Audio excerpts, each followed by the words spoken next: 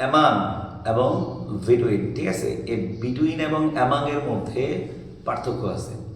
Among দ্বারা দুই বা তার অধিক ব্যক্তিকে, মানে অ্যাকচুয়ালি অ্যামাং দ্বারা হচ্ছে তিন বা তার অধিক ব্যক্তি বা বস্তুর তুলনার ক্ষেত্রে ব্যবহৃত হয়। বিটুইন ব্যবহৃত হয় শুধুমাত্র দুটি ব্যক্তি বা বস্তুর তুলনার ক্ষেত্রে। যেমন অ্যামাং করিম, রহিম, ফাহিম, আর বিটুইন করিম অ্যান্ড রহিম।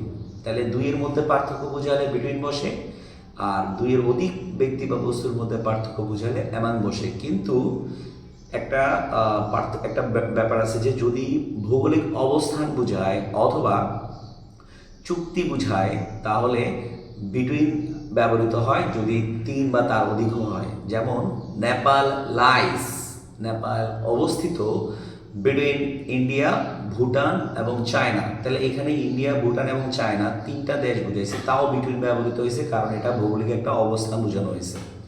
আরেকটা হচ্ছে যে চুক্তি অর্থে, যেমন SAARC, SAARC is a treaty between 8 countries.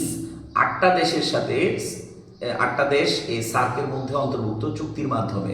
তাহলে এটা আটটা দেশ হওয়ার পরেও এখানে বিটুইন ব্যবহৃত হয়েছে, চুক্তি অর্থে ব্যবহৃত হয়েছে। তাই সাধারণত বোঝা যায় অ্যামাং হচ্ছে তিন বা তার অধিক ব্যক্তি বস্তুর তুলনার বেলায় ব্যবহৃত হয় বা বস্তুর মধ্যে বোঝায়, এবং বিটুইন দ্বারা দুইয়ের মধ্যে বোঝায়। ধন্যবাদ।